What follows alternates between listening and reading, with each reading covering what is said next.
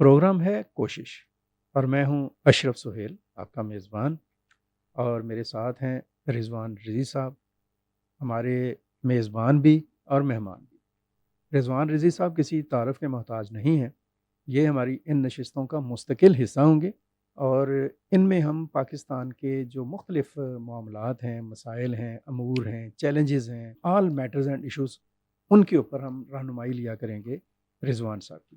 رضوان صاحب بہت شکریہ آپ کی تشریف آوری کا، اور ہم نے پہلے بھی گفتگو کی، اور اگلا ہمارا جو سلسلہ ہے وہ ان دنوں میں چونکہ ہمارا جو پروگرام ہے اس میں ہم کوشش یہ بھی کرتے ہیں کہ ایک ویک کا ریویو کر لیں، تو اس ویک میں بڑی اپس اینڈ ڈاؤن رہی ہے مختلف حوالوں سے، خاص طور پر لا اینڈ آرڈر کے پوائنٹ آف ویو سے، دہشت گردی کے حوالے سے۔ آپ نے دیکھا کہ بنوں میں بہت ہی ایک خوفناک واقعہ ہوا، اور اس کے بعد بنوں میں ہی جو مظاہرین ہیں جو امن مارچ کے نام پر نکلے، پتہ یہ چلا کہ انہوں نے اس امن مارچ میں کچھ ایسے لوگ گھس گئے جنہوں نے توڑ پھوڑ کی، اور ایک طرح سے وہ لا اینڈ آرڈر کی صورتحال پیدا کرنے کی کوشش کی۔ یہ صورتحال جو ہے وہ یہ کیوں پیدا ہوئی ہے، اور اس کی کیا محرکات ہیں؟ اب کیا آپ کا اس کے اوپر نقطہ نظر ہے؟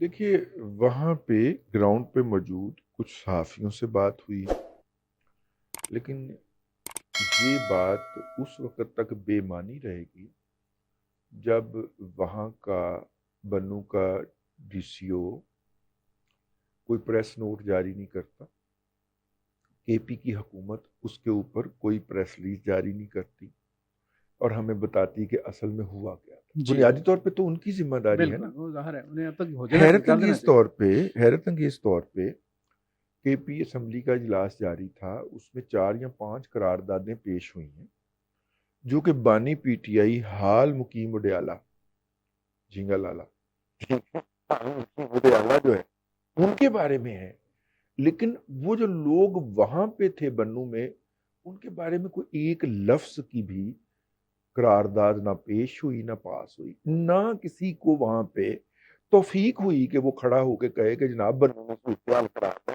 ہمارا جو ہے وہ اندازے ہیں، ٹیوے ہیں، جو ہم نے کچھ اپنا سوشل میڈیا سے اور کچھ وہاں پہ لوگوں سے بات کر کے یہ چیز جو ہے یہ وصول کی ہے، اور وہ یہ ہے کہ امن مارچ ہونا چاہیے۔ اچھا، اور آپریشن سے پہلے ان کو اعتماد میں لیا جانا چاہیے۔ اوکے، پہلی تو بات یہ ہے کہ جو پہلے آپریشن ہوتے تھے اس میں لوگ خاص طور پہ وزیرستان، صدرن وزیرستان کے، ناردرن وزیرستان کے لوگ اپنے گھروں سے ڈسلوکیٹ کر دیے جاتے تھے، نکال دیے جاتے تھے۔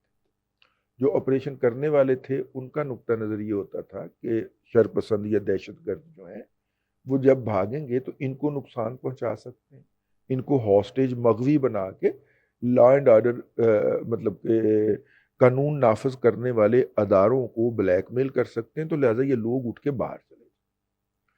اور آپریشن کا پہلا مرحلہ یہ تھا کہ ان شرپسندوں کو وہاں سے بھگایا جائے گا، ٹھیک ہے، اور دوسرا مرحلہ یہ تھا کہ وہاں پہ سویلین نیٹ ورک قائم کیا جائے گا، شرپسندوں کو وہاں سے بھگا دیا جائے۔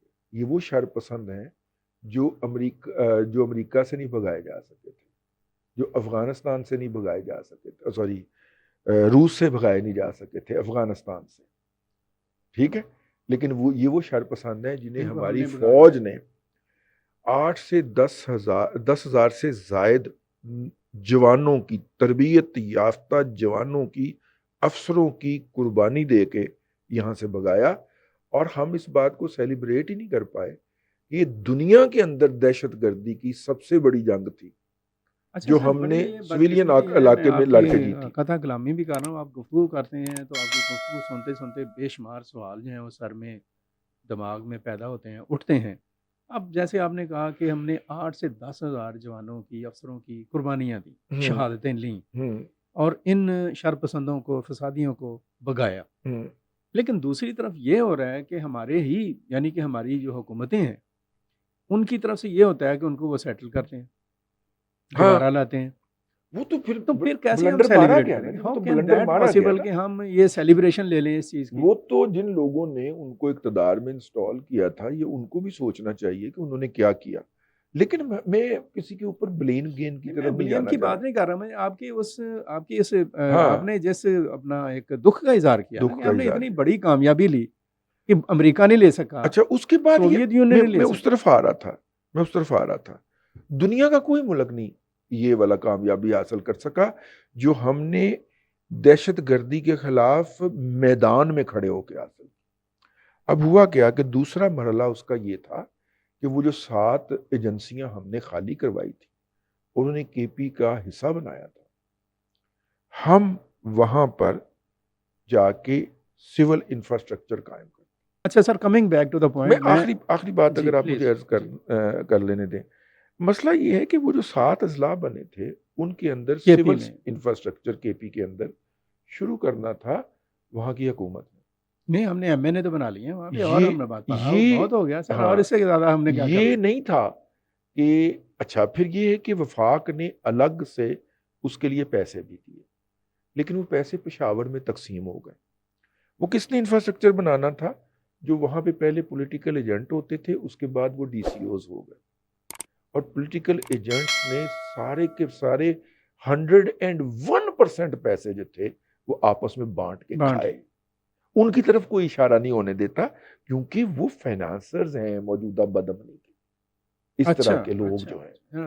اچھا, آپ نے یہ میں نے آپ کی توجہ دلانی ہے کہ جو لوٹ کے کھا گئے اب وہ اس بدامنی کو فائنانس کر رہے ہیں. بہت اچھا سر, مجھے یہ بتائیں, میں آپ سے پوچھنا یہ چاہ رہا ہوں, میں بنوں کے اوپر ہی واپس آ رہا ہوں.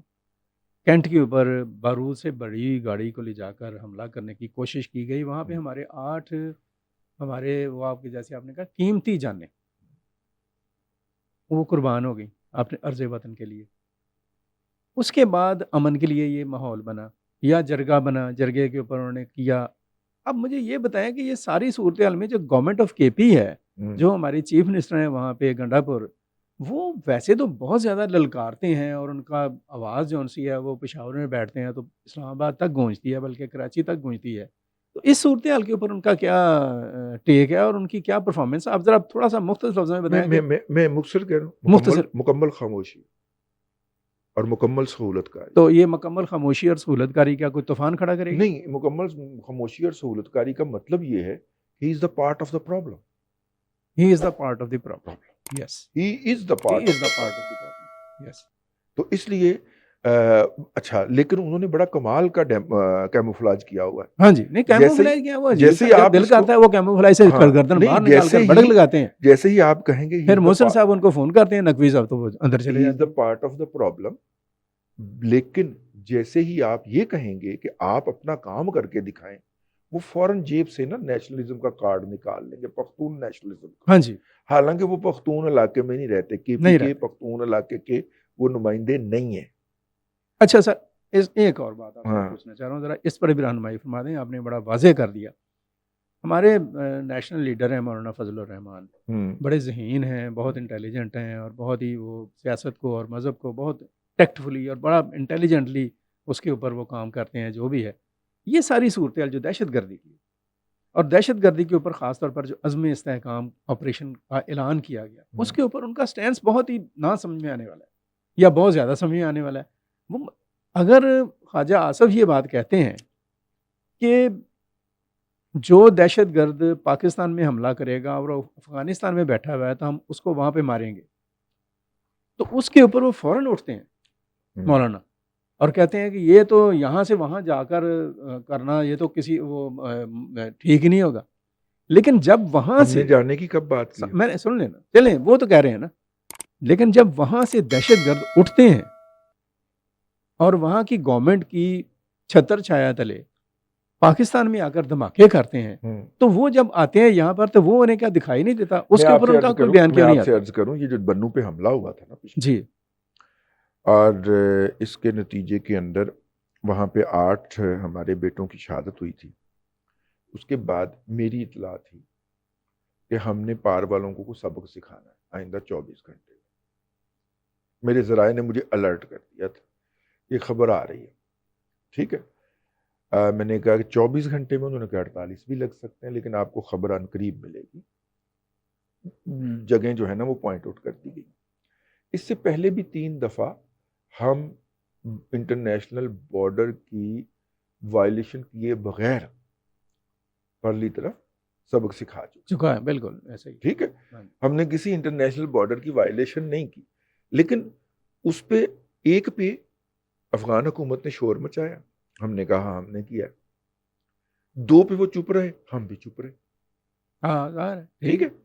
یہ میری ذاتی علم ہے، اس میں غلطی کی گنجائش موجود ہے. ٹھیک ہے. لیکن پھر اس خبر کے آنے سے پہلے بنو کے اندر مظاہرہ ہو گیا.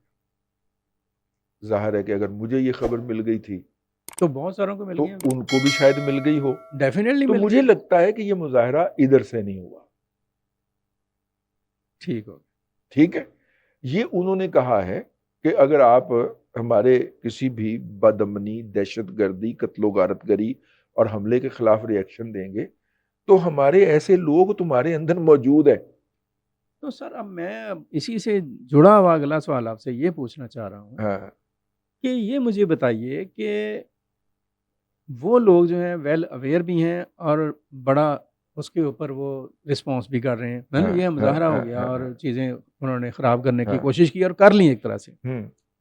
ہم لوگ جو ہیں آپریشن عزم استحکام کا اعلان کیا، قومی سلامتی کمیٹی کے پلیٹ فارم پر اعلان ہوا. اس سے پہلے آپ کو پتہ ہے چین کے وزیر بھی یہاں پر آئے اور انہوں نے بھی کہا کہ یہ معاملہ حل کریں اور یہ فیصلہ کیا گیا اور اس فیصلے میں مشاورت تھی سب کی. اس فیصلے کے بعد میری فیلنگ یہ ہے کہ ہمارے جو حکومت پاکستان ہے یا ہمارے جو لوگ ہیں جنہوں نے یہ آپریشن کرنا ہے، شاید وہ بیک فٹ پر چلے گئے ہیں، شاید وہ تذبذب کا شکار ہو رہے ہیں، وہ ہاں نا کی پوزیشن میں آ گئے ہیں. کبھی کہتے ہیں پارلیمنٹ میں لے جائیں گے، کبھی اب شہباز شریف صاحب نے کہا کہ جی میں وہ راؤنڈ ٹیبل کانفرنس کروں گا. پولیٹیکل پارٹیز نے اوکے بھی کر دیا، وہ بھی نہیں ہو پا رہی ہے. تو اس پر جنہوں نے کام کرنا ہے وہ کوئی فیصلہ کن قدم کیوں نہیں اٹھا رہے ہیں؟ یہ تو وہی بتا سکتے ہیں. میں آپ سے کیا عرض کر سکتا سر ہوں یہ تو پھر کہ ہم اناؤنسمنٹ کر کے ہاں جی بیک آؤٹ کرنا شاید ایک کمزور سیاسی حکومت کی سر مجبوری یہ بھی تو ہو افورڈیبل سکتی نہیں ہے. ہو سکتا. اور جس طرح بے عملی کا شکار ہیں، مطلب کہ آج تک ہمارے وفاقی کابینہ کے بہت سارے ممبران نے اپنی وزارتوں کے دفتر وزٹ نہیں کیے، اور جو پہلی بریفنگز ہوتی ہیں اپنے اپنے محکمے کی وہ نہیں لیں.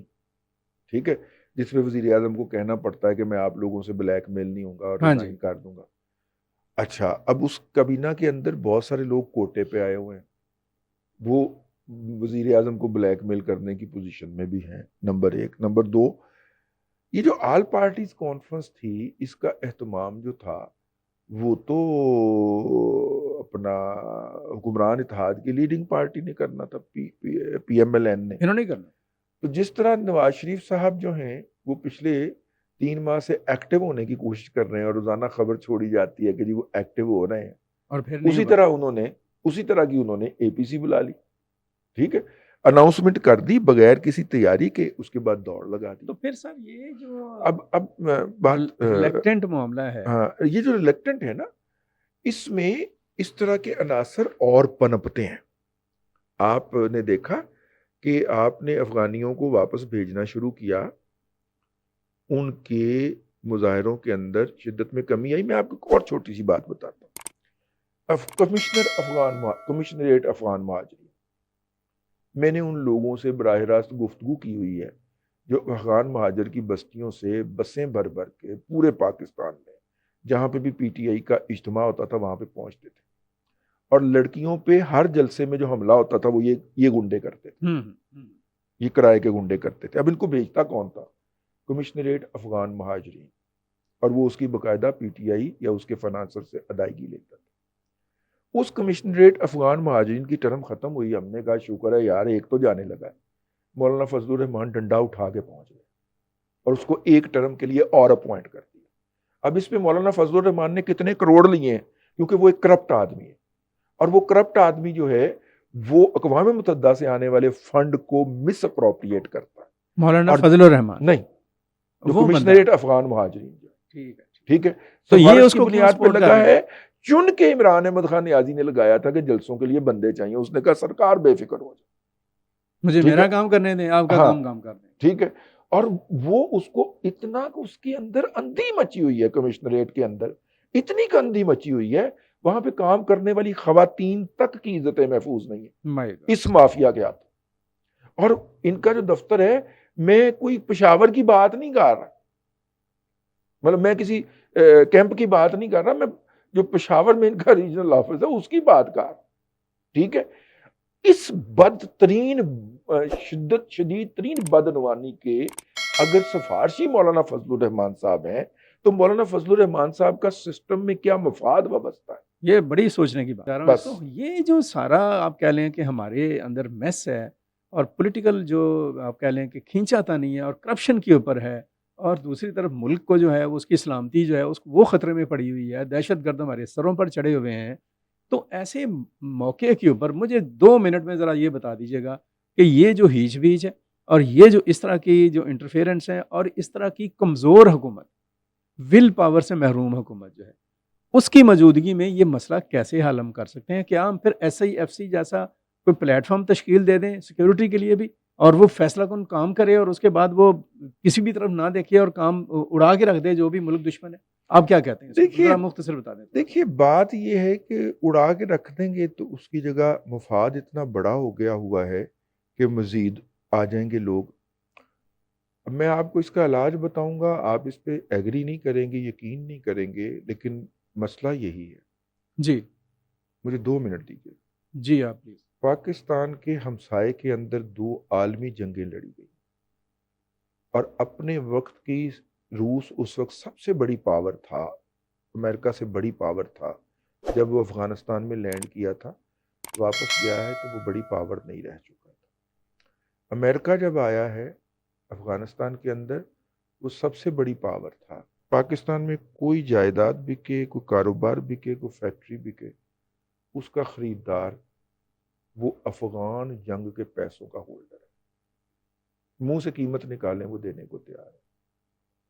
میرے ہمسائے میں بھی آ کے کر لے گیا، ٹھیک ہے، بالکل، لیکن وہ ٹیکس دینے کو تیار نہیں، اور وہ یہاں سے کما کے یا تو واپس افغانستان لے جانا چاہتا ہے یا یہاں سے کما کے آگے دبئی جانا چاہتا ہے، امریکہ جانا چاہتا ہے، برطانیہ جانا چاہتا ہے، ٹھیک ہے۔ پر جب تک آپ سخت ہاتھ کے ساتھ آپ کو اس ناجائز 3-4 ہزار ارب ڈالر کو ریگولیٹ کرنا پڑے گا، اور وہ لوگوں کے پاس پڑا ہوا ہے۔ وہ سخت ہاتھ کہاں سے آئے جاتے ہیں یہ بتائیں، پھر ہم اگلی نشست میں بات کر لیں گے مزید کہ یہ جو سخت ہاتھ جس کا آپ نے ذکر کیا ہے یہ کس کا ہو؟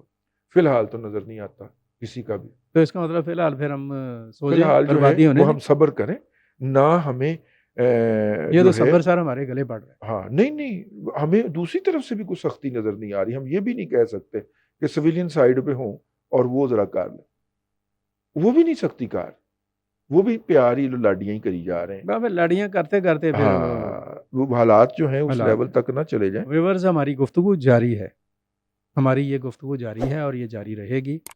ہم اگلی نشست میں اور بھی بہت سارے پہلوؤں پر بات کریں گے۔ رضوان صاحب آپ کا بہت شکریہ، آپ نے وقت دیا، اور اگلی نشست تک کے لیے اجازت۔ اور اس گفتگو کے اوپر آپ کے کوئی سوال ہوں، کوئی کمنٹ ہو، کچھ پوچھنا چاہ رہے ہوں یا آپ کے ذہن میں کوئی بات آ رہی ہو تو ہمارے ان باکس میں ضرور بھیجیں، ہم اس کے اوپر بھی بات کریں گے۔ بہت شکریہ۔